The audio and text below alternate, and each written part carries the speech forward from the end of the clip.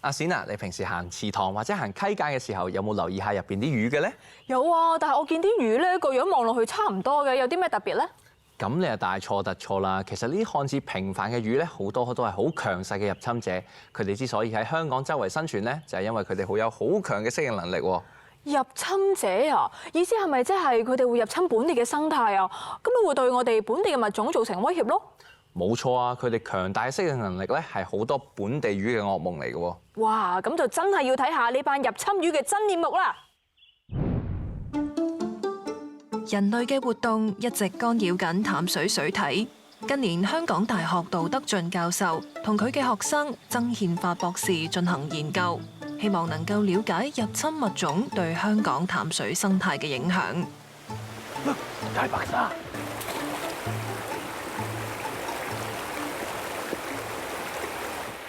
You want this? Yeah. Well, Why not? why not? Okay.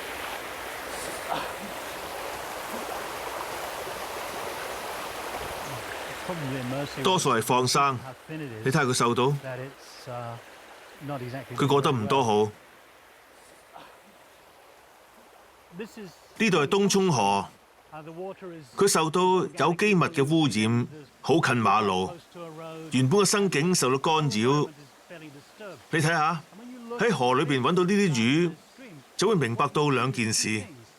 第一就係呢一條白色嘅錦鯉，佢當然唔係原生物種啦，佢係俾人放落河嘅，係宗教放生。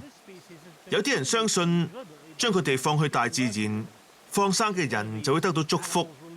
你睇下呢條可憐嘅魚啊，佢好虛弱，呢度唔係佢原本生存嘅環境，冇嘢啱佢食。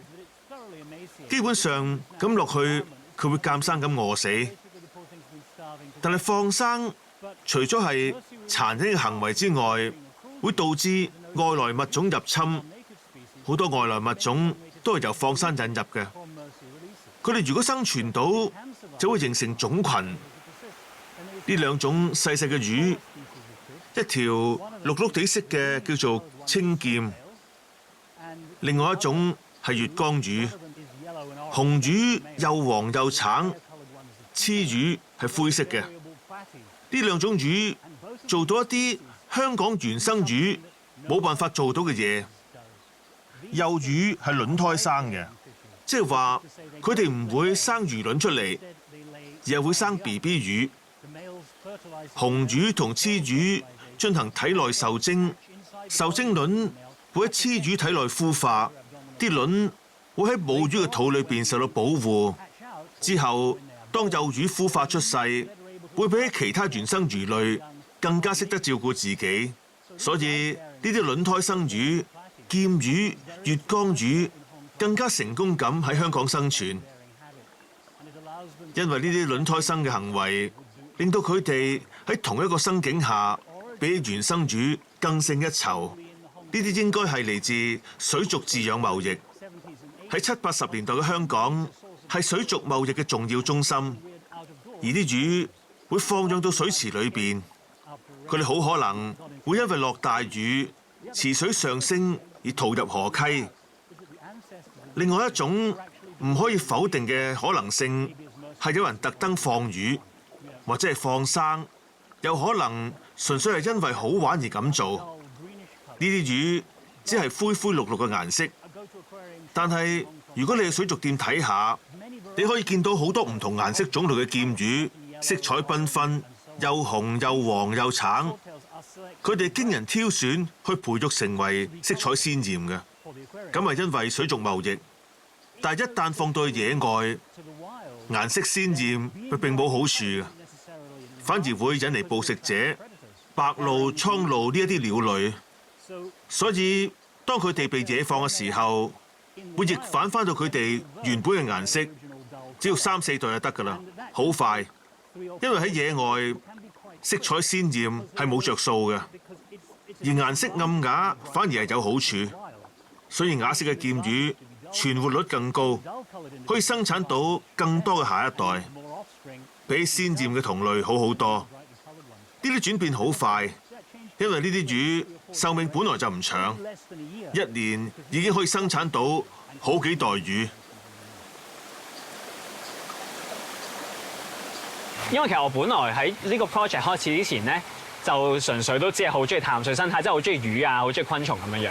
咁但係當時開始呢個 project 嘅時候咧，咁 Professor Dutton 提起呢個 idea 啦，即係做下入侵物種嘅研究。咁自己就睇翻相關嘅文獻，其實原來係好廣泛，即係喺香港其實佢哋真係好多，周圍都係。但係例如啱啱槍科嘅魚類啦，佢哋其實可能1940年、50年已經喺香港生存。但係原來70年、80年係冇乜研究做過佢哋嘅嘢，跟住就覺得嗰下係好震驚，即係以為香港真係好發達啦，咁我哋咩都知好多咁樣啦。咁但係原來唔係，原來生態上面入侵物種嘅影響上面，我哋係可以知道得咁頻繁嘅。咁呢個係其中一個我好震驚嘅地方啦。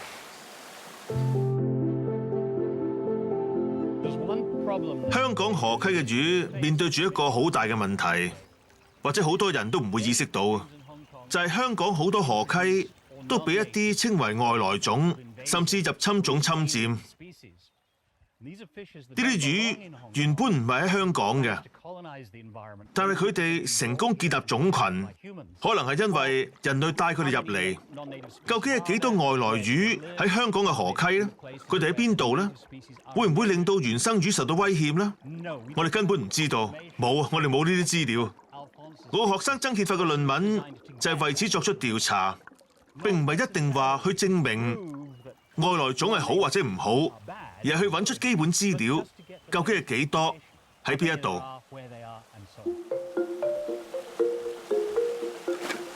杜德進教授呢日就同佢嘅學生曾憲發博士嚟到大嶼山一條溪流，睇下有啲乜嘢魚喺度。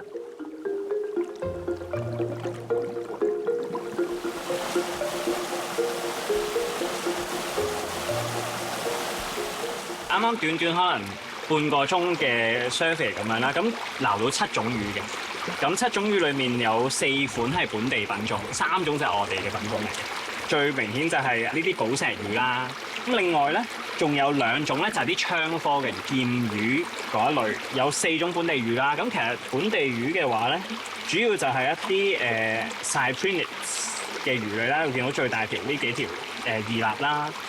同埋一啲爬抽科嘅魚類，咁就係耳平抽啦。你見到佢係底棲黐住啲玻璃面嘅，而家都係啊咁樣樣咯。係，跟住仲有一種咧，就係啲鯰魚啦。咁其實鯰魚咧正常就夜晚出沒嘅，咁不過今日可能撈下草咧，中間都會見到佢哋喺度。咁喺香港山間咧都係會多嘅。其實如果計品種嘅數量啦，咁例如我哋7種，其實有差唔多一半都係外來入侵物種，其實都叫多㗎。我哋喺大嶼山嘅黃龍坑揾咗幾種唔同嘅魚類，但係需要注意嘅係呢2條大魚身體度有啲紋。呢2條叫做寶石魚，佢哋唔係香港或者係大嶼山原生嘅，佢哋嘅原產地係嚟自南非，應該喺60、70年代引入香港嘅。本地嘅河溪而家數量好多。佢哋可以咁多，係因為佢可以做到一啲嘢，原生魚類係冇辦法做到嘅。基本上，原生魚類交配，佢哋會將卵同精子混合喺一齊，卵喺水中孵化成為小魚，之後小魚就要靠自己啦。